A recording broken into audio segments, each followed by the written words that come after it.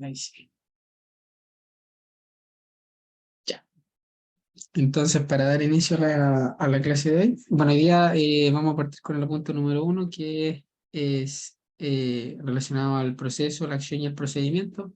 Bueno, aquí tenemos que recordar nuevamente los mismos conceptos que vimos el semestre pasado, que se relacionan con esto, donde el proceso, ¿cierto?, era el todo, donde era un instrumento que ostenta el Estado, como se define, por el cual la jurisdicción en el ámbito de sus atribuciones constitucionales resuelve los conflictos intersubjetivos surgidos en el seno de una comunidad.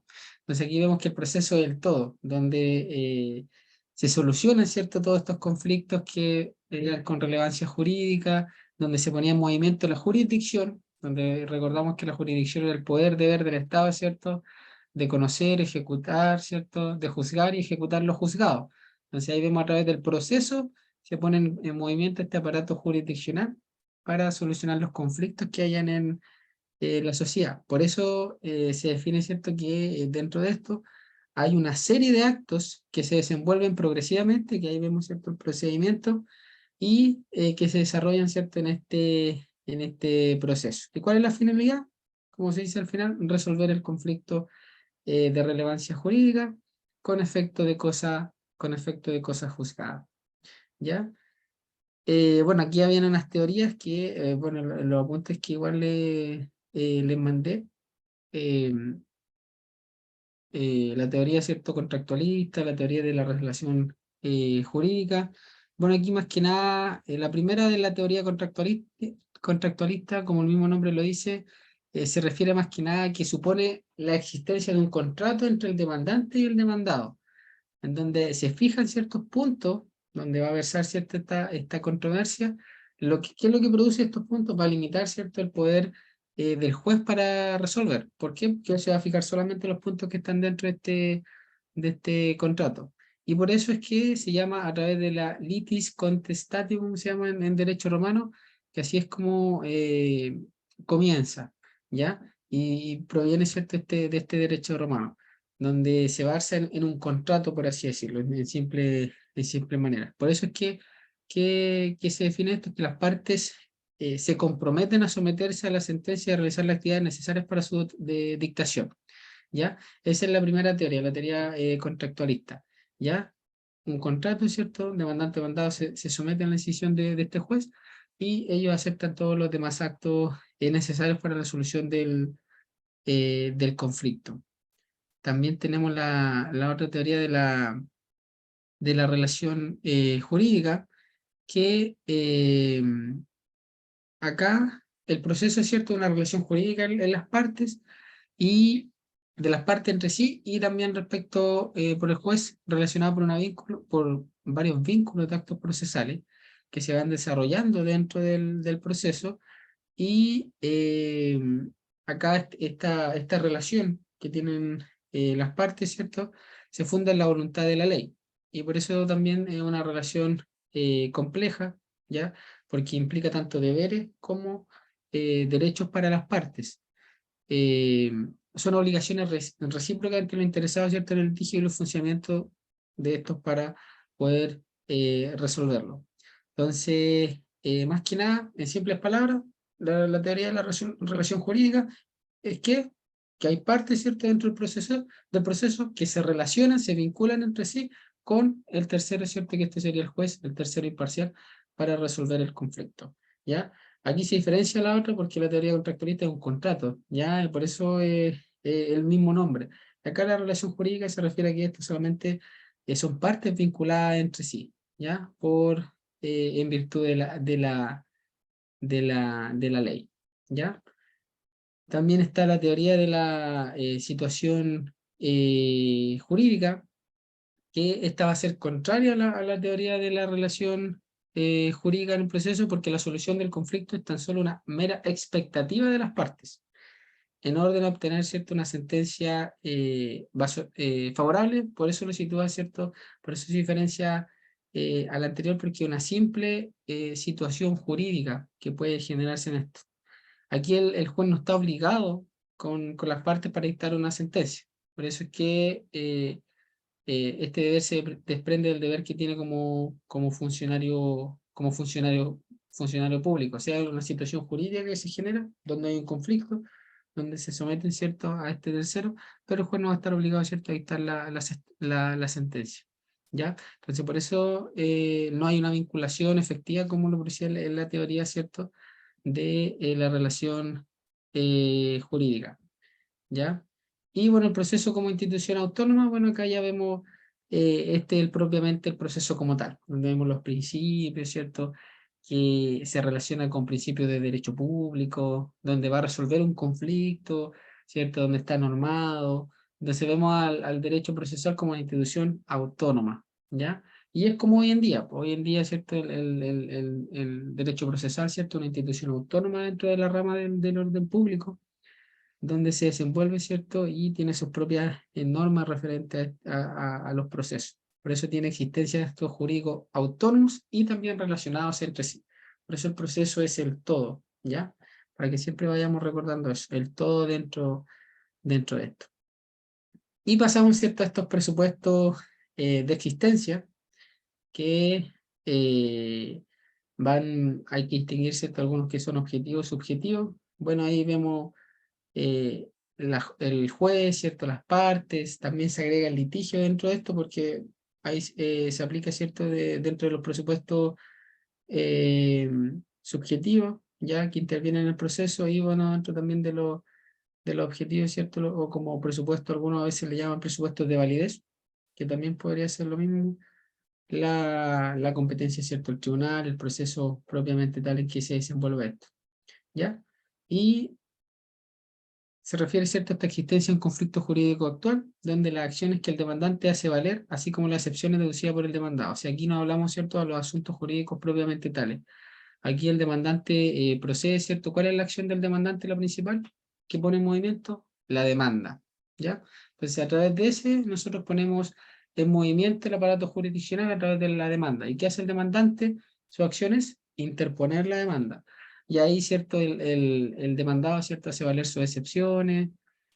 Por ejemplo, no sé, él indica que la demanda está mal escrito el nombre, el root, o hay datos incorrectos, hay cálculos numéricos que están mal, entonces va a decir, voy a interponer una excepción dilatoria, ¿ya? Entonces ahí hace valer dentro del proceso que la demanda que presentó el demandante tenía algunos errores, entonces él señala claramente que interpone esta excepción dilatoria, ¿ya? Entonces nos vemos asuntos jurídicos propiamente tal que se desarrollen dentro de este proceso, los elementos objetivos. Y los elementos subjetivos, bueno, las partes, aquí eh, son los sujetos entre los cuales se produce la contienda, el conflicto, ¿cierto?, de relevancia jurídica, y son, para que siempre lo recuerden ustedes, conocidos con el nombre de demandante y demandado en el juicio civil. Y bueno, en el ámbito, en causas criminales, ahí es querellante, ¿cierto?, o querellado. ¿Ya? Son las partes que intervienen en este proceso. Y el tribunal, ¿cierto?, el órgano jurisdiccional, ¿qué es la importancia de esto? Es el órgano, ¿cierto?, jurisdiccional que va a resolver este conflicto con decisión, ¿cierto?, de relevancia jurídica, donde la idea es que haya cosas juzgadas. ¿Y cuál es el proceso del juez? Tiene vital importancia en un papel decisivo, ¿cierto?, dentro del proceso, porque todos los conflictos de intereses de relevancia jurídica, como lo hemos visto, ¿cierto?, relevancia jurídica, que es importante esa palabra, solo pueden ser sometidos al conocimiento y a la decisión de una persona, en este caso una persona natural, ¿cierto?, que tenga la calidad de juez. Ellos van a resolver. Por eso es importante y es un elemento, ¿cierto?, subjetivo dentro del proceso, porque es sumamente importante. La función de juzgar, como lo vimos, ¿cierto?, el semestre pasado, corresponde exclusivamente a los jueces, a los tribunales establecidos por ley, que deben resolver, ¿cierto?, todas las contiendas que hay en las partes, ¿ya? Por eso es que la misión del juez es de gran valor, porque él ve las presentaciones que hagan las partes, las argumentaciones, las pruebas, ¿ya? Entonces, y al final él cómo manifiesta su decisión a través de la sentencia. Él, ¿cierto?, manifiesta esto, la decisión jurisdiccional a través de una sentencia. Entonces, es sumamente importante el, el juez en esta materia. Después tenemos los presupuestos de validez. que sea el tribunal competente, ¿ya? La capacidad de las partes de los litigantes y, bueno, la observancia de las formalidades legales de la demanda, ¿ya? Aquí, qué importante destacar de esto, que sea el tribunal competente, como lo hemos visto siempre. Todo litigio, ¿cierto? O todo conflicto de relevancia jurídica tiene que ser sometido a un juez competente. ¿Y cuál va a ser el juez competente? Bueno, hay que determinar primero la materia que sea la causa. Por ejemplo, si es un conflicto de familia, el tribunal competente no va a ser el tribunal laboral o el tribunal, cierto, del crimen, por así decirlo, sino va a ser el tribunal de familia porque hay tribunales especiales establecidos para esto. Por lo mismo, si es una causa, por ejemplo, en materia civil, no la voy a interponer, ¿cierto?, en materia penal. Entonces ahí vemos que el tribunal competente va a ser el tribunal civil. Lo mismo, por ejemplo, si yo te impongo una acción por eh, evasión al fisco, el no pago de impuestos. Hay un tribunal especial para eso, que es el Tribunal Tributario y Aduanero, entonces el tribunal competente va a ser ese. Entonces, ¿qué es lo que aquí tenemos que relacionarlo con la materia del semestre pasado, que es la materia, ¿cierto? La cuantía y el fuero, ¿ya? Muchas veces hay que distinguir en cuanto a la cuantía, algunos procedimientos diferentes, ¿cierto? Pero principalmente donde uno inicia la demanda, porque obviamente si por ejemplo yo inicio una demanda, no sé, por pensión de alimentos, y voy al tribunal laboral, lo interpongo, ¿qué va a hacer el tribunal? Se va a declarar incompetente. Entonces, por eso es un presupuesto de validez para el proceso, porque si no, el tribunal va a decir, no, mire, sabe que usted no puede iniciar la causa acá, tiene que iniciarlo allá en el tribunal de familia. Y vamos a perder tiempo y no va a tener una validez, ¿cierto?, el proceso que hagamos. También la capacidad de las partes. Es un elemento de validez. Bueno, en derecho civil, ¿cierto? Como uno aprende, todas las personas son legalmente capaces, a menos que la ley lo declare incapaces, ¿ya? Pero aquí, la capacidad de las partes litigantes, hay que distinguir dentro de esto que tiene que ser la capacidad para ser parte en el proceso, ¿ya? Y la capacidad para comparecer en juicio también, ¿ya? O la capacidad procesal, que eh, la segunda, la capacidad procesal, ¿cierto? Que las partes pueden ejercer las acciones, ¿ya? A través de los diferentes elementos, situaciones jurídicas que genera la ley, ¿ya? Pero ¿qué tenemos que distinguir de esto? Que cómo ejerce esta capacidad procesal a través, ¿cierto?, de un abogado, que él tiene la aptitud, ¿cierto? Tiene las habilidades para poder representarlo, entonces va a ejercer, ¿cierto?, su respectiva defensa jurídica, ¿ya? Por eso es que todas las personas tienen estas capacidades, pero intervienen, ¿cierto?, a través de su representante, por así decirlo. Lo mismo si fuera para las personas incapaces. Las personas incapaces pueden comparecer, ¿cierto?, ante los tribunales o ejercer la capacidad para ser parte, pero ellos van a tener que hacerlo a través de su representante legal. Entonces, por eso es importante que la capacidad de ser parte esté determinada en esto, como presupuesto de validez, porque si un incapaz, ¿cierto?, comparece en juicio, lo más probable es que como él tenga la incapacidad, no sé, de interdicto por causa de demencia, que es demente, y comparece en juicio, el abogado va a decir, bueno, esta parte no está ejerciendo una acción, él no lo puede hacer porque la ley lo declara incapaz. ¿Y qué va a decir? La demanda se va a echar para atrás y lo más probable es que va a tener que iniciar nuevamente la demanda, pero en este caso que lo haga su representante legal, ¿ya? Por eso es importante la capacidad de las partes. Y bueno, la observancia de las formalidades, bueno, aquí eh, tenemos que ver que cierto, que hay diferentes formalidades que tienen en la acción, por ejemplo, la demanda, los requisitos de eh, la demanda tiene que cumplir con cierto formato, de la asignación del tribunal, nombre, apellido, domicilio, profesión, oficio del demandante, del demandado, ¿cierto? Las pretensiones que solicita el tribunal. Entonces aquí ven formalidades que se tienen que observar dentro del proceso. También, por ejemplo, la rendición de prueba. La rendición de prueba, hay un término probatorio, que es un periodo de prueba donde se presentan estas pruebas. Entonces también hay formalidades que se tienen que presentar, solemnidades, que requisitos que exige la ley para la validez del proceso. Entonces vemos que todas estas cosas se relacionan, ¿ya? Y este es un presupuesto de validez como tal. Después la acción. Acá, bueno, la acción también la habíamos visto el semestre pasado, pero se entiende, ¿cierto?, por acción el poder jurídico que tiene todo sujeto de derecho de acudir a los órganos jurisdiccionales para reclamarle la satisfacción de una pretensión, ¿ya? Recordando lo anterior, más que nada, que hace la acción, pone en movimiento el aparato jurisdiccional, que en este caso va a ser los tribunales de justicia, a través de la demanda, ¿ya? O cualquier otra acción que se ejercita, pero tiene por objetivo acudir, ¿cierto?, a los tribunales de justicia para reclamarle, ¿cierto?, una solución de algún conflicto que se genere, ¿ya? Y aquí tenemos que relacionarlo con los principios de la pasividad de los tribunales, que habíamos visto el semestre pasado, que los tribunales no van a poder ejercer, ¿cierto? Ellos van a iniciar un juicio y ellos mismos van a ir diciendo, ya hagamos esto, otro, tal, tal. No, sino van a hacer a petición de parte. Por eso es el principio de la pasividad. Todo lo que le pidan las partes, ¿cierto? El juez lo va a ir desarrollando, indicando si corresponde, si no corresponde.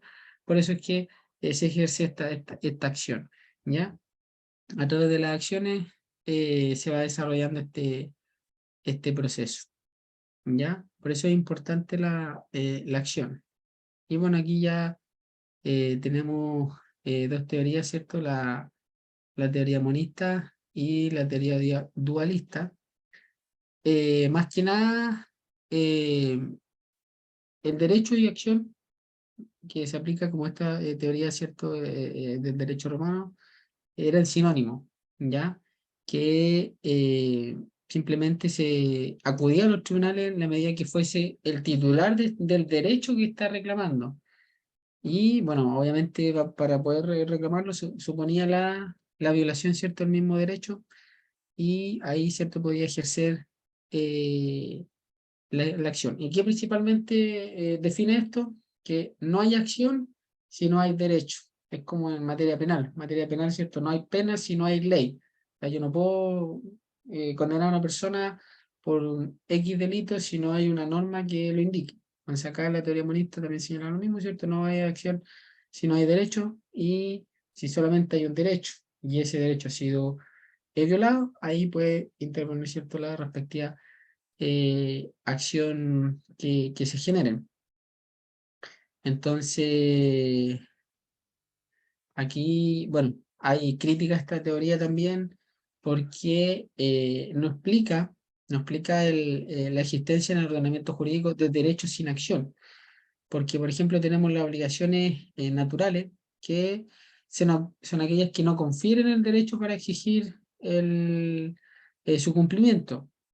¿Qué más que nada se refiere a esto? Por ejemplo, cuando ya prescribe, cuando ya termina el plazo para pagar una determinada suma de dinero o el cumplimiento de alguna acción, termina el plazo, ya el obligado de esto no va a tener que cumplirlo, porque él puede decir, mire, sabe que esto ya prescribió, no tengo que pagarlo, pasó el tiempo que la ley señala, entonces no voy a dar cumplimiento. ¿Y qué se hace en este aspecto?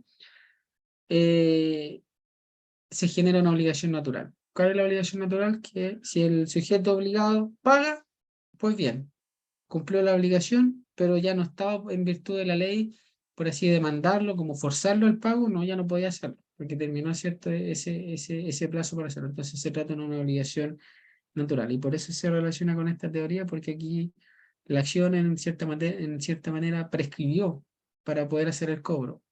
Pero si él lo hace, igual va a generar la extinción, ¿cierto?, de la deuda. Entonces, por eso es que también se aplican en esta materia. ¿Qué otra crítica se le hace también? Por ejemplo, no se explica la situación que cuando se ejerce una acción sin derecho, si no ocurriera esto, por ejemplo, no habría motivo para iniciar cualquier acción o pretender un derecho. Por eso es que muchas veces las demandas se demandan, o sea, se rechazan en las sentencias porque no se fundan, ¿cierto? O no prueban todo lo que tienen que probar, ¿cierto?, en el proceso, o sea, la existencia de la deuda, por así decirlo, o la existencia de la violación de un contrato, de la vulneración de las cláusulas. Entonces, si ninguna persona, si no estuviera claramente consciente que tiene el derecho a tener todas las pruebas necesarias, no podría iniciar una demanda y simplemente quedaría al vaivén, ¿cierto?, de las cosas que vienen. Entonces, por eso se critica esta teoría, porque obviamente si la persona no tuviera, o sea, no tuviera el derecho, ya no podría iniciar ninguna acción, tampoco resolverlo ante los tribunales. Por eso es que hoy en día se someten a la decisión de los tribunales los conflictos, el tribunal va a apreciar, dependiendo de los antecedentes, si corresponde o no corresponde. Bueno, si no corresponde, se desecha la demanda. Y ahí la persona claramente, entre en esta teoría, no tenía la acción para ejercerlo, pero igual lo hizo. Y le rechazaron la demanda porque no lo probó. Entonces, por eso se criticaba, porque no, obviamente dejaba en indefensa a muchas veces personas. Pueden solucionar un conflicto que puede haber tenido un montón de situaciones durante la época, ¿ya? También tenemos la teoría eh, dualista. Bueno, esta teoría, ¿cierto? El derecho, ¿cierto?, y acción son conceptos independientes, por eso es que eh, tienen distintas acepciones, ¿ya? Porque hay teorías concretas que se entiende que el derecho a la acción consiste en obtener una sentencia favorable. Por eso es que se le da este derecho, por así decirlo, a poner en movimiento el aparato jurisdiccional, pero solamente obtener una sentencia con propósito judicial favorable. Entonces, que vemos que se separan en esta materia, porque la idea que inicia una persona una demanda es tener satisfacción de la pretensión. O sea, yo creo que pague los 10 millones, quiero que el juez lo condene al pago de los 10 millones. O sea, ese es el propósito de iniciar la acción. Entonces, lo mismo se hace con esta teoría, ¿ya? Y bueno, la teoría abstracta, ¿cierto?, que sería una variante, ¿cierto?, del derecho de petición, porque el propósito, ¿cierto?, de obtener el pronunciamiento sobre el fondo del asunto con independencia de su contenido. Y ya, ¿cierto?, que no basta, ¿cierto?, que decir que es un derecho vulnerado, sino que debe acompañarse con la afirmación del titular de este derecho. Entonces, también se basa en este ejercicio de la pretensión, que se solicita al tribunal resolver el asunto, independiente si tenga o no tenga yo el derecho para ejercerlo. Entonces, someto a la decisión del tribunal, ¿cierto?, eh, este, este conflicto de relevancia jurídica, y el tribunal, ¿cierto?, me resuelva en cuanto al fondo del asunto, dependiendo de los antecedentes, si procede o no. Son dos teorías, ¿cierto?, que principalmente se aplican en esta materia, ¿ya? Pero más que nada enfocarse en que la primera, ¿cierto?, son conceptos diferentes, de que el derecho, ¿cierto?, y la acción se ejercitan separadamente, porque no se relacionan entre sí. Y bueno, más que nada uno recurre a los tribunales porque es el titular del derecho, ¿ya? Y en cambio en la teoría dualista aquí separa estos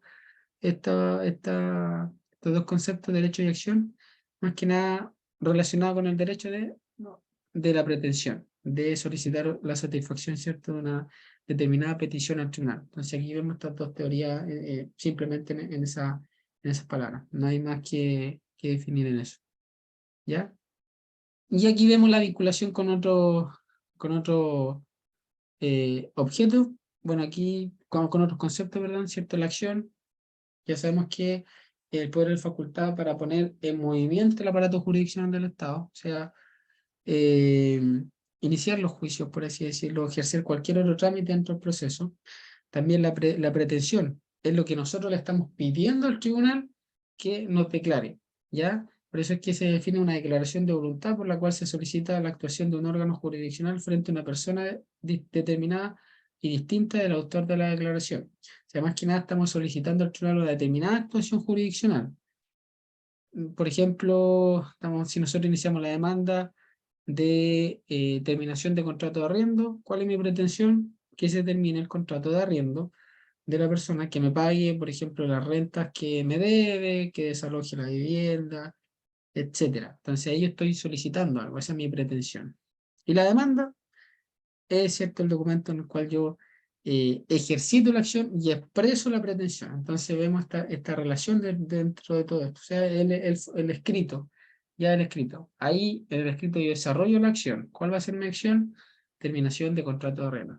Y en otra parte, ¿cierto? Dentro del cuerpo del escrito de la acción, de la demanda, indico mi pretensión, que me pague la renta, se lo termine el contrato de arriendo y desaloje la vivienda. Entonces vemos que a través de este documento se relacionan. Y presupuestos materiales del proceso, bueno, ahí tenemos que exista una causa de pedir, una legitimación y que exista la posibilidad de otorgar el petitum de la acción deducida. Bueno, de la causa a pedir está definido, ¿cierto?, en el artículo 177 del Código Procesal, y ahí también lo señala como la misma forma. Se entiende por causa a pedir, ¿ya?, el fundamento inmediato del derecho deducido en juicio. Eso es lo que dice el artículo 177 del Código Procesal. Y se vincula, ¿cierto?, con esta determinación de la razón o el fundamento de la acción, o sea, cuál es mi propósito, en qué me fundo yo para ejercer la acción. Si es terminación del contrato del arriendo,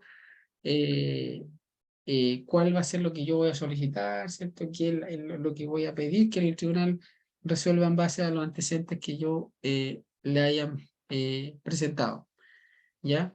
Entonces, por eso es que se define. Y qué importante esto. Bueno, aquí no tenemos que confundirlo muchas veces con los medios que se hacen valer para sostener la acción. Por ejemplo, las pruebas que nosotros presentemos, ya que sostener, ¿cierto?, el fundamento del juicio, sino simplemente expresar, ¿cierto?, la pretensión o la decisión que nosotros queremos que el tribunal mantenga, ¿ya? Por eso es que es necesariamente que tengamos este propósito, como la pretensión, ¿ya? O es la pretensión, mejor dicho, ¿sí? Es la pretensión, la petición que le hacemos al tribunal.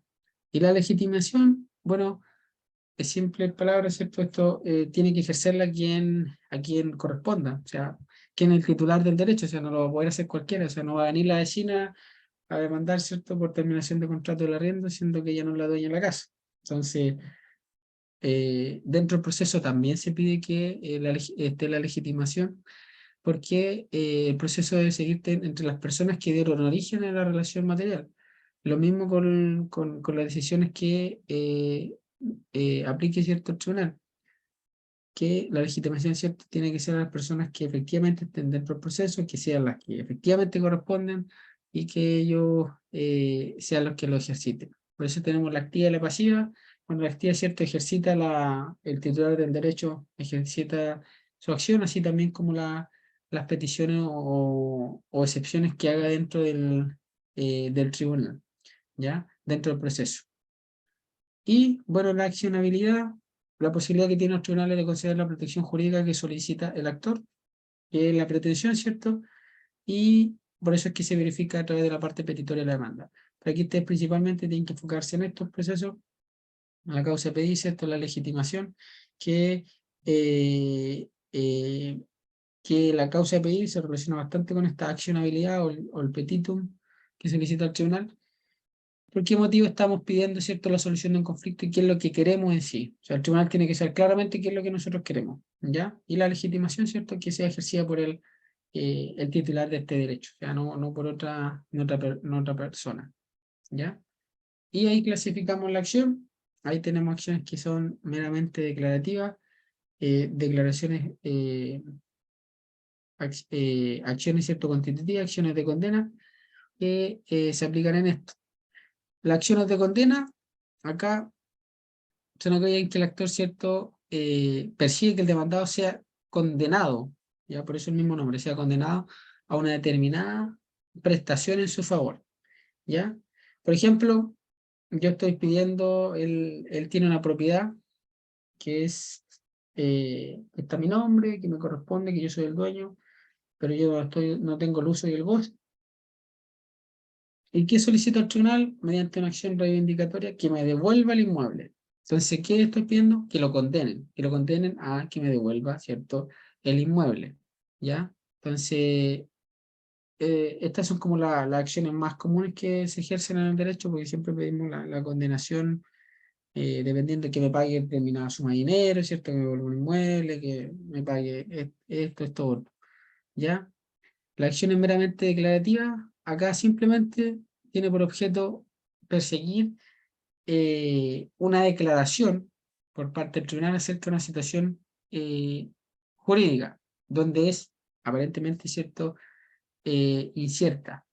Aquí, por ejemplo, tenemos la acción de perseguir la nulidad de un determinado contrato. Acá estamos pidiendo que el tribunal declare la nulidad, ¿cierto?, de un contrato, ¿ya?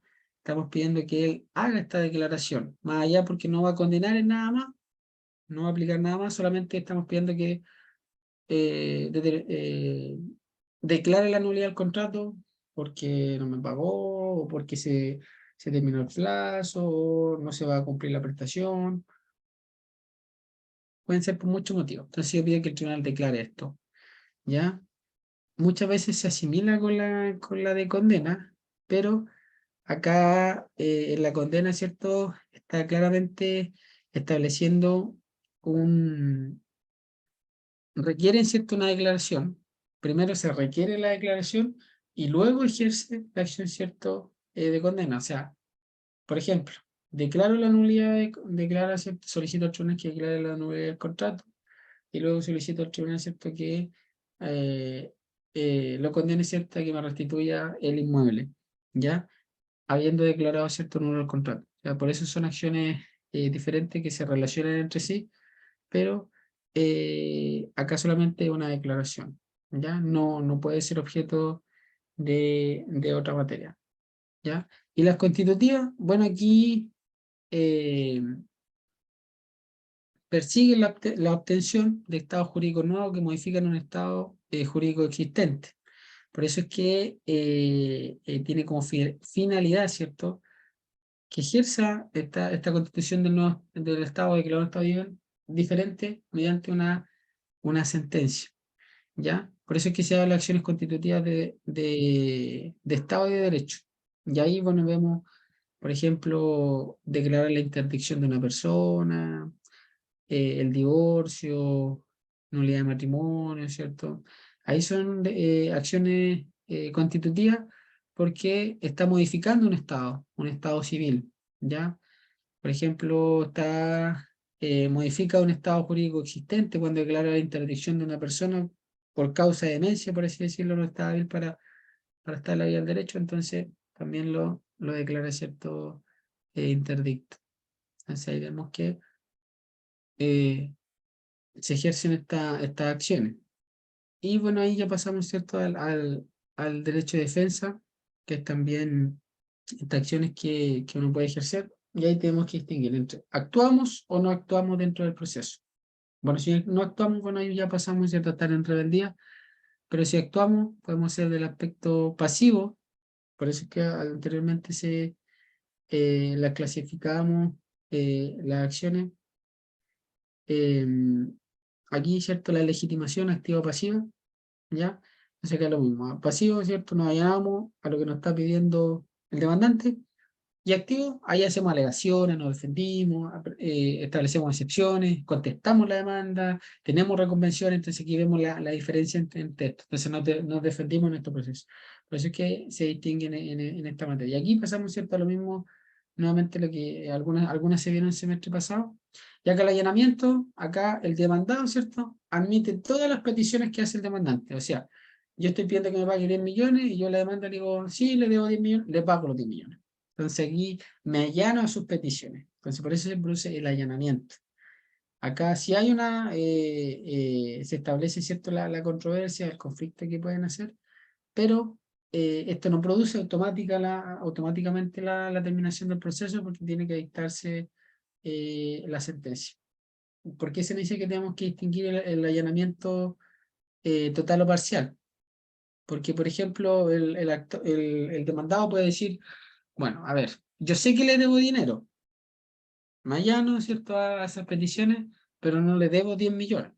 Por ejemplo, le debo menos.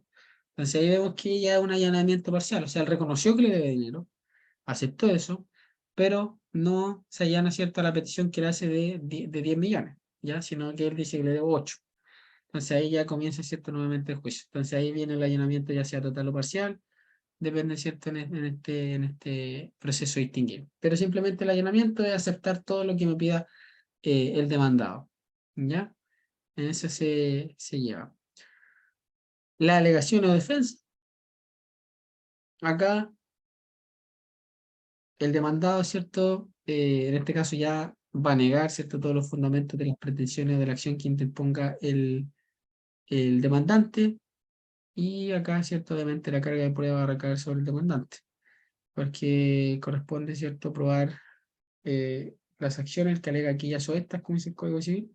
Entonces acá el demandado, ¿cierto?, se defiende, niega, ¿cierto?, el proceso y ejerce su respectiva acción. Y ahí el demandante va a tener que probar que efectivamente él es el que le debe el dinero, efectivamente él es el que tiene el contrato con él, ¿cierto? Entonces él va a tener que hacer todas estas acciones de prueba. Después las excepciones. eh, Acá el demandado, ¿cierto?, reconoce el derecho reclamado, pero, se incorpora, ¿cierto?, un hecho que desvirtúa la acción interpuesta, la acción. Por eso es que es como la oposición, ¿cierto?, a estas pretensiones que genera el actor, ¿ya? Y se distingue, ¿cierto?, entre excepciones procesales y excepciones materiales. Las excepciones procesales, cuando se fundan en la ausencia de presupuestos de carácter procesal, ya que impiden al tribunal emitir, ¿cierto?, un procedimiento sobre el fondo. Y ahí, ¿cierto?, hablamos como las excepciones, por ejemplo, dilatorias, porque son presupuestos procesales que se exigen, por ejemplo, al inicio de la demanda, si eh, no tiene el nombre, apellido del demandante, por ejemplo, de otra documentación que sea requerida en la demanda, él va a interponer, ¿cierto?, esta excepción dilatoria, que es dentro de una excepción procesal, porque le va a impedir al tribunal resolver el conflicto. Entonces se tiene que resolver, ¿ya? Entonces tiene por objeto, ¿cierto?, la corrección del procedimiento, por eso se llaman excepciones dilatorias, y ahí están en el artículo 303, que es donde están definidas las excepciones dilatorias, y que tienen por objeto, ¿cierto?, la corrección del procedimiento sin afectar el fondo de la acción, o sea, la pretensión. O sea, yo no estoy afectando la acción. Y bueno, ahí se paraliza el juicio, ¿cierto?, hasta que se corrija este defecto, ¿ya? Por eso las excepciones dilatorias son muy ejercidas, ¿cierto?, por los abogados, y se aplican, ¿cierto?, en esta materia. También, bueno, hay, ¿cierto?, las excepciones dilatorias, ¿ya? Aquí la ley, ¿cierto?, obliga a poner conjuntamente las excepciones procesales y materiales. Si se acoge, ¿cierto?, la de primer tipo, se dicta la sentencia absolutoria de instancia, pero más que nada tienen por objeto, como el mismo nombre lo dice, dilatar el procedimiento, por así decirlo, y libera, ¿cierto?, al demandado, ¿cierto?, de contestar esta demanda. ¿Por qué motivo? Porque yo le estoy diciendo al demandado, sabe que su demanda tiene un error, entonces usted tiene que corregirlo. Entonces obviamente el demandado no tiene ya la necesidad de contestar la demanda, que es el inicio del procedimiento, y ahí va a tener que corregirlo, ¿ya? Va a tener que corregirlo. ¿Y de dónde se hacen valer estas? Antes de la contestación de la demanda. Por eso es que se libera el demandado de contestar la demanda, porque esto se hace antes de la contestación de la demanda, dentro del término de emplazamiento, que es el término donde el plazo que se le da al demandado para contestar la demanda, ya que normalmente son 15 días.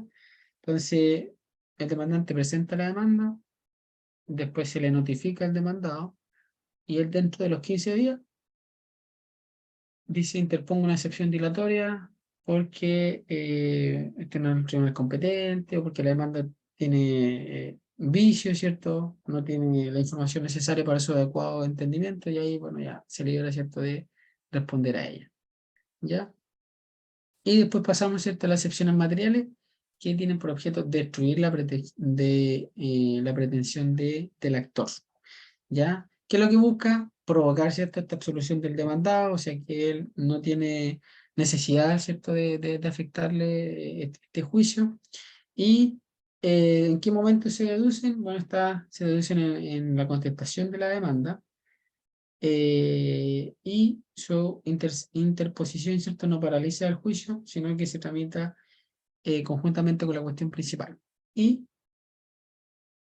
bueno, ¿cuáles vemos algunas excepciones materiales, ¿cierto? Por ejemplo, las excepciones perentorias, ya que no suspende la tramitación del proceso, pero se hacen valer, ¿cierto?, por el demandado, que tiene por objeto destruir eh, el fundamento de la pretensión, ¿ya?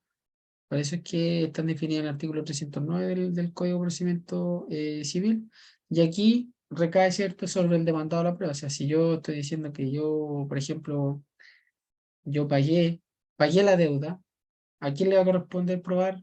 A mí como demandado. Si yo interpongo la excepción perentoria y digo que yo pagué la deuda, tengo que probar que pagué la deuda. Entonces, por eso cae la carga de la prueba. Y por eso busca provocar la absolución del demandado. ¿Ya? Ese es el motivo de ella. Después tenemos, ¿cierto?, la reconvención. Y acá simplemente es como una contrademanda, por así decirlo. Y como se define, es una defensa activa del demandado mediante la cual, utilizando el mismo procedimiento iniciado en su contra, presenta una demanda en contra de su contraparte. O sea, él me demandó por término de contrato de arriendo, ¿cierto? Yo le demando por no pago, ¿cierto?, de los derechos que mantenga dentro del mismo juicio, ¿cierto?, con la vivienda. Entonces, lo demando nuevamente. Es una contrademanda. Por eso es que se deducen en el escrito de la constitución de la demanda, y aquí, ¿cierto?, se deduce contra eh, el demandante original. Ya no puede ser otra persona, por eso es que se resuelve en el mismo procedimiento. Y aquí se hace valer tanto la petición que hace el demandante como la petición que hace el demandado en la contrademanda. ¿Ya? Más que nada hacerla en la reconvención en simples palabras. Y bueno, la pasividad, ¿cierto? Acá se dice que el demandado se encuentra en rebeldía cuando está debidamente emplazado, ¿cierto? No actúa dentro del plazo legal. ¿Ya? Algunos le llaman la rebeldía o contumacía. ¿Ya? Está contumaz. Y aquí, ¿cierto? Él se mantiene inactivo, no hace nada dentro del proceso, se resuelve, ¿cierto?, el juicio en su rebeldía. Por eso es que se distingue, ¿cierto?, ya sea en primera o segunda instancia. En la primera, ¿cierto?, produce efectos, ahí se da por evacuado, ¿cierto?, el trámite en concreto y continúa el juicio. Por lo tanto, el demandado debe ser notificado de toda resolución judicial, va a continuar el proceso como tal y se le va a ir notificando a él en medida que se vaya resolviendo. O sea, ya comenzó la contestación de la demanda, ya no respondió, continúa la contestación de la demanda, pasa al otro trámite, ¿cierto?, llega hasta la conciliación, tampoco se presentó, y así sigue avanzando el juicio y se le va a ir notificando. Y en segunda instancia, ¿cierto? Acá, bueno, ya no va a ser necesario notificarle resolución alguna para que produzcan sus efectos, pero eso era antiguamente. Ya acá también produce efectos particulares y también sigue la misma notificación que se generan a las partes. ¿Ya? Pero más que nada aquí tenemos que tener presente este principio, que la pasibilidad se refiere a que los tribunales actúan, este principio, a petición de parte. Pero si la parte no hace nada en el proceso se continúa en su rebeldía, o sea, continúa de igual forma. Se le notifica todos los procedimientos que hayan pasado, pero el procedimiento va a seguir su curso normal, o sea, no va a terminar. ¿Ya? Y ahí, bueno, las obligaciones, tenemos los deberes y las cargas procesales. Eh, ¿Cuáles son las obligaciones? Bueno, aquí vamos a tener un vínculo jurídico entre personas determinadas, como vemos en las teorías que vimos al principio, que acá se surgen entre las partes. Se van a tener un vínculo jurídico donde uno, ¿cierto?, va a iniciar la demanda, el otro tiene que contestar, van a tener que conciliar, ¿cierto?, presentar las pruebas. Entonces van a haber conflictos, van a haber las obligaciones que van a tener dentro de esto. También van a tener sus deberes que van a satisfacer, ¿cierto?, un interés ajeno, y pueden hacerse valer coercitivamente. Por ejemplo, como decía ahí, el deber de comparecer, de comparecer a declarar el juicio. O sea, tiene un deber, ¿cierto? Esta parte en esta materia. O sea, si el tribunal solicita declaración en el juicio, ¿cuál va a ser el deber de la parte que asista a la audiencia, ¿cierto? A comparar. O sea, más que nada, tiene que satisfacer, ¿cierto? El interés ajeno, que dentro de las obligaciones que ellos tengan, van a tener ciertos estos deberes. Entonces van a tener que hacerlo valer. Y por eso dice que pueden hacerse valer coercitivamente, o sea, por medio del uso de la fuerza. O sea, si no existe la audiencia, el tribunal podrá decretar que sea llevado por medio de la fuerza pública, ¿ya? Entonces lo hacen valer, ¿ya? No es que uno no lo cumple. Y las cargas que van a tener, ¿cierto? Eh, el ejercicio, ¿cierto? Es necesario para el logro, ¿cierto? De este interés o de esta pretensión, eh, que es hacer el progresar, ¿cierto? El proceso mediante, ¿cierto? Conductas útiles, obviamente. ¿Y a qué nos referimos de esto? Por eso es que se habla de la infracción o desembarazamiento, que su mecanismo, ¿cierto? Produce rebeldía. Pero más que nada es que las partes tienen que ser útiles en el proceso. O sea, no dilatar el proceso por las puras, o sea, interponiendo acciones, ¿cierto? Interponiendo excepciones, simplemente para demorar la resolución del conflicto. O sea, si van a tener carga dentro del proceso, que van a tener ellos que eh, iniciar la demanda, presentar las pruebas, pero si yo como demandado, por así decirlo, yo sé que tengo que pagar la deuda, ¿qué es lo que hago? Interpongo acciones, demoro el proceso, demoro la resolución del conflicto, no van a ser gestiones útiles, entonces van a ser gestiones dilatorias, y dentro de esas cargas procesales que yo tengo, no la voy a estar ejerciendo de forma correcta. Y ahí, bueno, ahí también, bueno, más adelante, ¿cierto? Se ve, hay multas también para los abogados que, por ejemplo, dilatan el procedimiento, cuando interponen incidentes y los pierden, ya dentro de, ¿cierto? De un tercero ya se le impone una multa que él tiene que pagar, ¿cierto? Un determinado dinero. Y él va a poder ejercer otra excepción, pero si la pierde de nuevo, o sea, un incidente, si la pierde de nuevo, va a tener que pagar, ¿cierto? Esa multa. Por eso es que se solicitan gestiones útiles, ¿ya? Para no demorar la resolución del conflicto que es de relevancia jurídica. Y aquí pasamos, ¿cierto?, al procedimiento, que como vimos al principio del proceso, eh, vimos el conjunto, ¿cierto?, el todo, de actos destinados a obtener una sentencia. Y el procedimiento se refiere en principio a la asociación ordenada de actos procesales. Aquí ya vemos cada acto jurídico como tal, a través de los cuales el proceso se substancia, donde se lleva a cabo. Entonces aquí vemos, ¿cierto?, el proceso el todo, el procedimiento son actos procesales que se desarrollan gradual y sucesivamente en el tiempo y que se encuentran relacionados entre sí, ¿ya? Inicio de la demanda, ¿cierto? Contestación de la demanda, trámite de dúplica que se le da al demandante para que responda, después la réplica y así sucesivamente. Conciliación, prueba. Entonces vemos procedimientos que se van desarrollando en esto, ¿ya? Y se desarrollan dentro del proceso. Y ahí, bueno, los clasificamos. Los procedimientos van a depender, ¿cierto? Dependiendo si son la materia, va a ser diferente, si es civil, penal, laboral, familia, si hay conflicto o no, ya sea contencioso o no contencioso, según su fin declarativo de ejecución o cautelares. Ahí tenemos cierta clasificación. O sea, en civil va a haber procedimientos diferentes en cómo se va a iniciar la demanda, en cómo se va a resolver, ¿cierto? En materia penal también. Por ejemplo, en materia laboral también, y en materia de familia también. O sea, los procesos son diferentes conforme a los que tengan en cada materia. También si hay conflicto o no. Por ejemplo, si es contencioso, obviamente ya va a haber dos partes que se van a contradecir entre sí, va a haber un juicio determinado, pero si no es contencioso, obviamente no van a haber dos partes, porque no hay una contienda entre ellos. Entonces va a haber una parte, ¿cierto? Una sola, que va a poder solicitar una declaración al tribunal. Acá también según su fin, si es declarativo, como dijimos anteriormente, que declare, ¿cierto?, un determinado derecho, declare la existencia de algo. De ejecución, por ejemplo, yo estoy pidiendo que el tribunal, a mí me declararon un derecho. ¿Cuál fue? Que me tenían que pagar 10 millones de pesos. ya la parte demandada, ¿cierto? No me lo pagó, a través de un juicio de ejecución, solicito que le embarguen bienes para que me paguen los 10 millones de pesos. Entonces ahí hay otro procedimiento, ¿ya? Hay otro procedimiento que se le va a notificar la demanda, van a recurrir, ¿cierto?, el embargo, y va a terminar el juicio y con eso se va a rematar y se va a pagar los 10 millones de pesos. Entonces ahí la ejecución. Y también si es cautelar, por ejemplo, muchas veces las acciones cautelares se ejercen para asegurar el resultado del juicio. Y ahí vemos que pueden ser, por ejemplo, acciones precautorias que se llaman. Y una de esas es, por ejemplo, que le prohíben enajenar o celebrar actos o contratos. Entonces ella no va a poder vender nada, ya los bienes van a estar ahí que tienen motivos cautelares. Por eso tienen procedimientos diferentes. Por eso es que se clasifican en esta materia, porque ahí tenemos que distinguir cada una de ellas, ¿ya?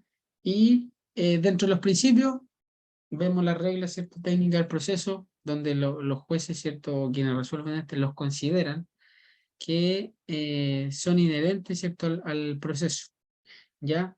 Y bueno, ahí hemos visto varios principios, ¿cierto? Principio de la pasividad, ¿cierto?, de la razonabilidad, inexcusabilidad. Más que nada, ¿qué es lo que tiene el propósito de los principios? Es garantizar, ¿cierto?, una razonable distribución de oportunidades para que las partes puedan hacer, ¿cierto?, valer sus derechos en el procedimiento, ¿ya? Y aquí vemos, ¿cierto?, algunos principios que tenemos la igualdad de las partes, bilateralidad de la audiencia, tenemos, ¿cierto?, el principio de imparcialidad del juez, y esto es cierto, a su vez también tenemos el principio dispositivo, ¿cierto?, el principio inquisitivo. Bueno, acá el principio dispositivo, acá simplemente el juez cómo actúa a proposición de parte. O sea, las partes, ¿cierto?, las partes solicitan, ¿cierto?, al tribunal la determinada acción como resuelvan en determinada materia, ¿ya? ¿Qué se produce en esto? También tenemos el principio inquisitivo, ¿cierto?, que implica entregar al juez, ¿cierto?, la iniciativa y la regulación de la actividad procesal. Ya sea el juez es el inquisitivo en ciertas partes, el juez es el que resuelve el proceso, es quien guía el proceso, el que va determinando ya vamos a hacer esto, vamos a hacer esto otro, a diferencia del dispositivo. Al dispositivo las partes dicen, solicito, señor juez, que haga esto, solicito, señor juez, que me declare esto. Entonces ahí se diferencian, ¿cierto?, estos dos principios, ¿ya? Aportación de parte, ¿cierto? Bueno, o instancia de parte que también le llaman, que también se relaciona con el principio dispositivo, que los litigantes son los que tienen la facultad, ¿cierto?, de dar, iniciar y hacer avanzar el proceso a través, ¿cierto?, de los escritos que interpongan. El impulso, ¿cierto?, procesal, o el impulso oficial, que también se le llama, que el juez también tiene facultad, ¿cierto?, de avanzar el proceso sin perjuicio, ¿cierto?, las partes que, las atribuciones que tengan las partes, ¿ya? Pero ¿cuál es la regla general? El principio dispositivo, ¿cierto? O instancia de parte. O sea, las partes son los que solicitan este avance dentro del proceso, ¿ya? También vemos la igualdad, el principio anteriormente que le había señalado, el de igualdad de las partes. O sea, las partes son iguales en el desarrollo. No va a haber desigualdad y se van a desenvolver en una esfera donde ambos tienen los mismos derechos para ejercer, las mismas acciones para ejercer, o sea, hay una igualdad. También el principio de la eh, bilateralidad de la audiencia, donde este principio principalmente se conoce como la contradicción que coloca a ambas partes en un plano de igualdad, también relacionado con el anterior, donde tienen los mismos derechos procesales, ¿cierto? Las mismas oportunidades procedimentales, cualquiera sea, ¿cierto?, este procedimiento. Más que nada ambos tienen derecho a ser oídos, tienen derecho, ¿cierto?, a desarrollarse, y que no sea arbitrario para cada uno de ellos. Por eso la bilateralidad de audiencia. Y también, ¿cierto?, está relacionado con la imparcialidad del juez, porque obviamente el juez no tiene que tener interés en el resultado del juicio, ya sea para una o para otra parte, sino él simplemente, dependiendo de los actos, de las pruebas, él va resolviendo en esta materia. Por eso son importantes estas definiciones. Ahí, bueno, ahí está el proceso, el principio dispositivo, ¿cierto? Que el juicio solo se puede iniciar a instancia de parte. Vemos que, ¿quién lo pone en movimiento? Las partes, ¿cierto? Nunca oficio por el tribunal. El contenido del proceso se determina por las pretensiones y contrapretensiones de las partes. Y ahí nuevamente vemos que, ¿quién pide esto? Las partes, ¿ya? Y las partes pueden determinar el término voluntario del proceso. O sea, ¿qué vemos? Las partes. Entonces, el principio dispositivo, ¿con quién lo relacionamos? Con las partes del proceso. Entonces, ¿quién pone en movimiento el juicio? Las partes. Ese es el principio que se aplica en Chile, ¿ya? En el sistema procesal chileno, el principio dispositivo, donde las partes, ¿cierto?, ponen en movimiento la acción jurisdiccional mediante determinadas acciones solicitando al tribunal, ¿ya?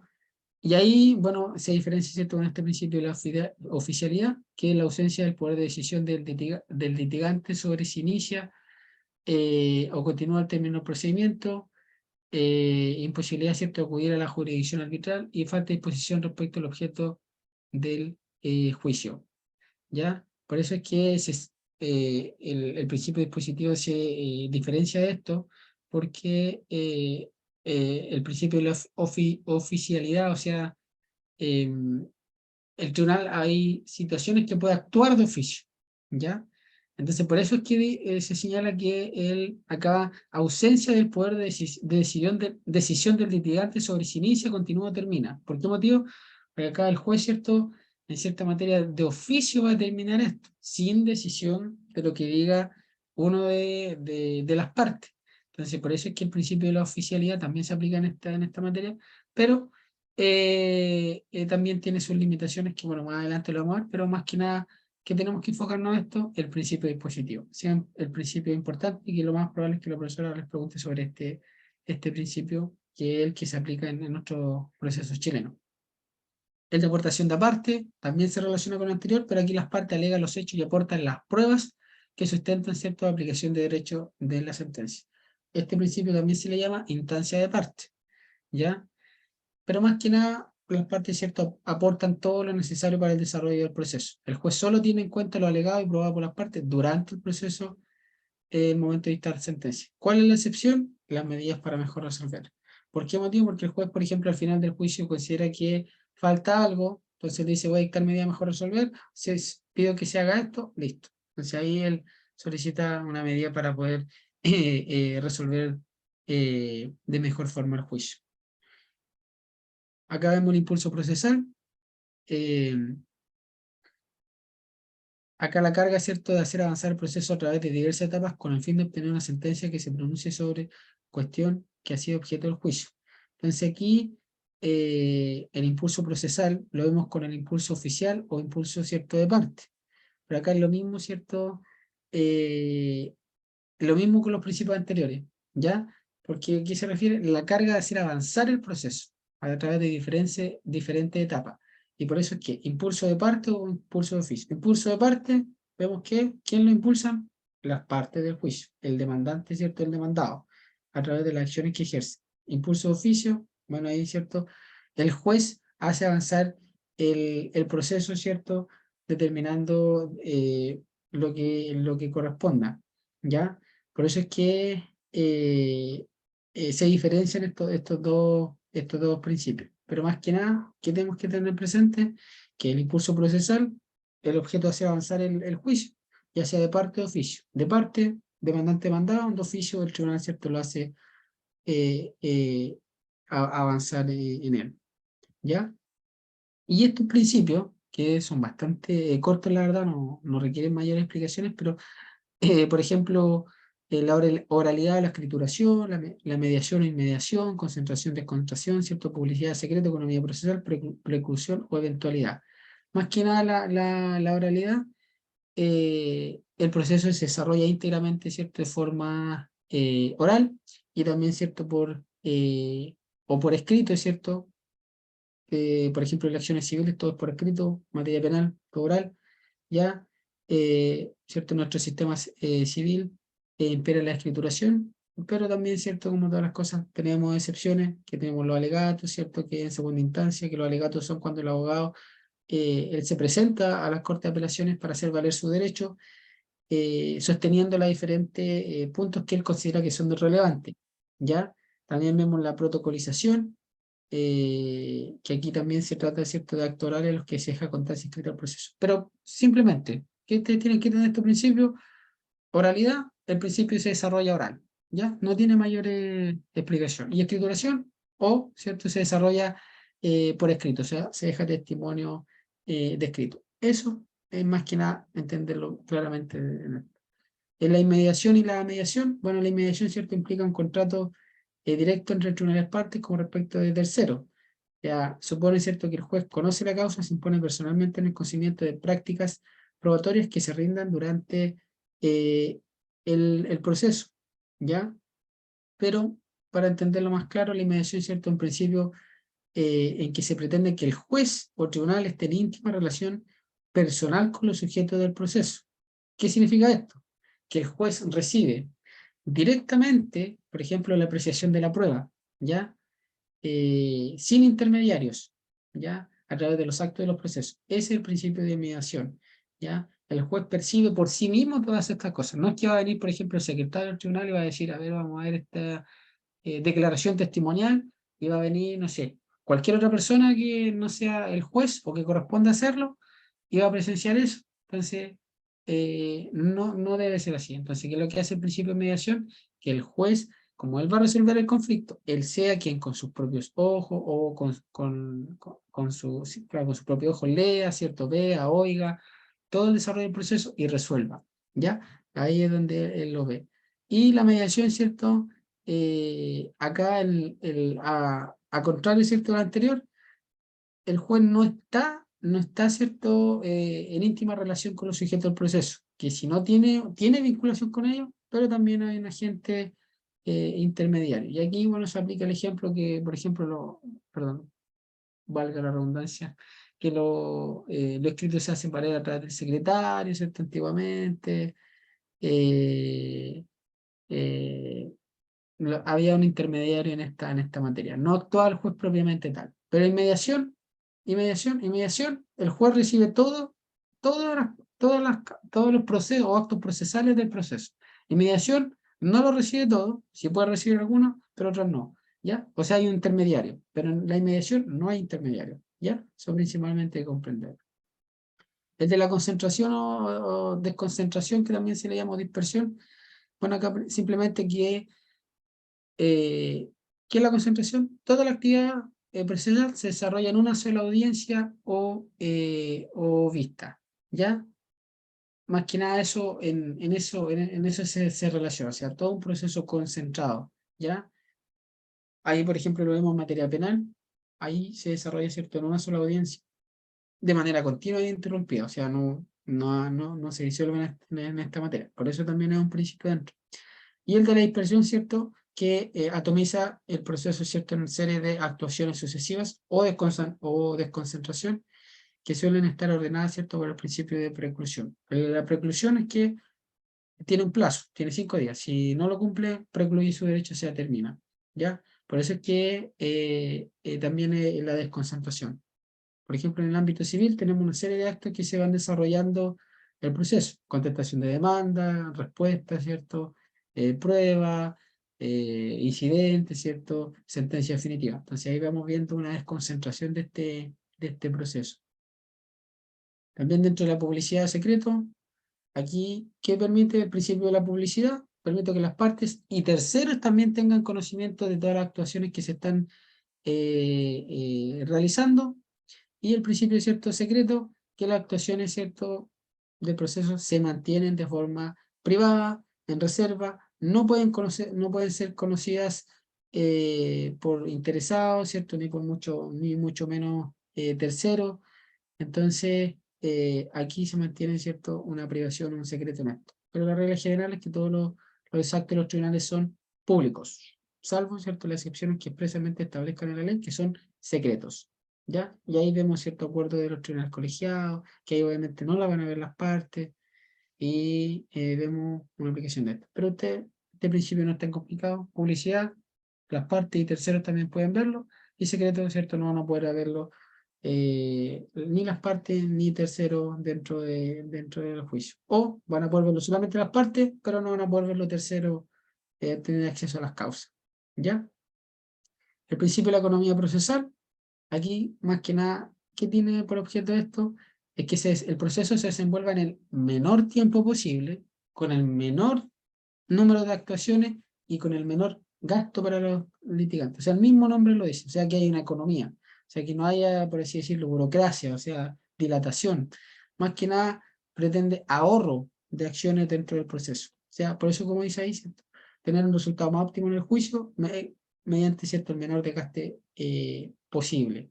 ¿Ya? Y ahí como nuevamente se relaciona con la concentración, principio de la severidad, ¿cierto? Que se desenvuelve en esto, o sea, una economía procesal.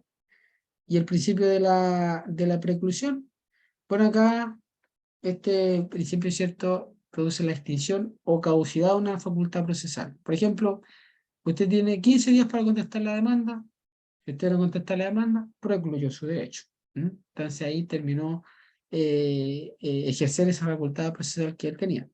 Por eso es que se puede, por ejemplo, ahí habla de la fatalidad, que la preclusión opera por no haberse ejercido la facultad dentro del plazo establecido para ello. ¿Ya? Bueno, ahí también da el ejemplo de la lista de testigos. Claramente le dan 5 días, si termina, plazo fatal, perdió, ¿cierto?, su oportunidad. Por ejemplo, la facultad precluye por no haberse respetado el orden establecido en la ley para hacerla evaluar. Obviamente, por eso es eventual. Incompatibilidad o consumación procesal. Pero en más detalle, ¿cierto? Acá que ustedes tienen que comprender, el principio de la preclusión es que produce la extinción o caducidad, ¿cierto?, de una facultad procesal para la determinación de determinadas circunstancias. ¿Ya? Eso principalmente. Precluye el derecho. Si a él le dieron un plazo y no lo cumple, se termina, ¿cierto?, su derecho. Por ejemplo, si ejercita una acción que es incompatible, también, ¿cierto?, precluye su derecho. Y bueno, la eventualidad, ¿cierto? Las partes deben acumular, ¿cierto?, todos estos medios de defensa que dispongan en cada una de las etapas o fases del procedimiento. ¿Por qué? Porque en el procedimiento van a haber diversas etapas. Hay en el juicio civil, hay una etapa especial para presentar pruebas. Entonces ellos tienen que acumular, ¿cierto?, todo esto para ejercer su defensa en ese momento, ¿ya? Es eventual, ¿ya? Se aplica en una determinado acto procesal dentro de esto.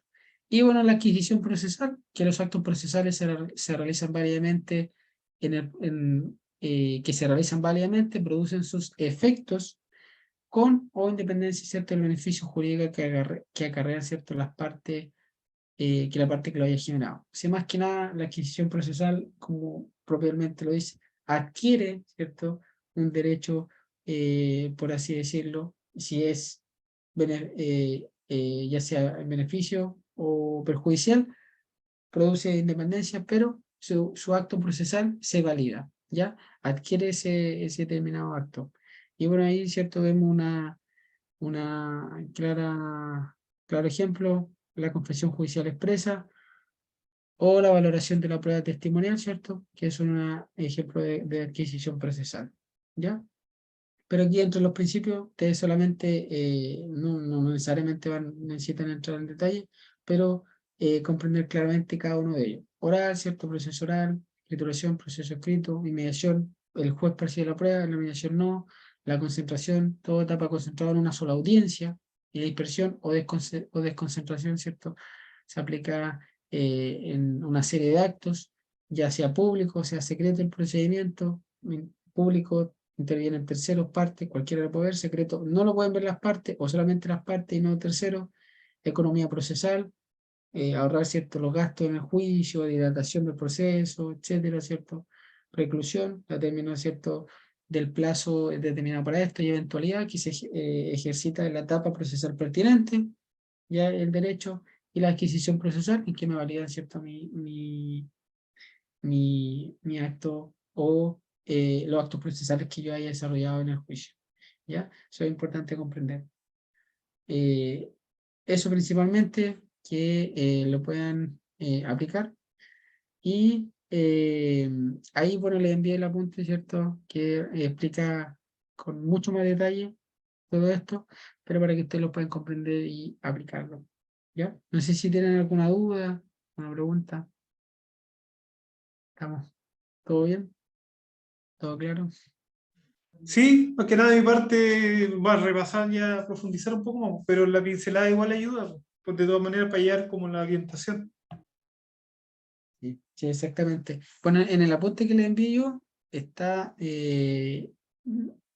con ejemplos también y con muchos más ejemplos de los que le di ahora para que los vayan comprendiendo.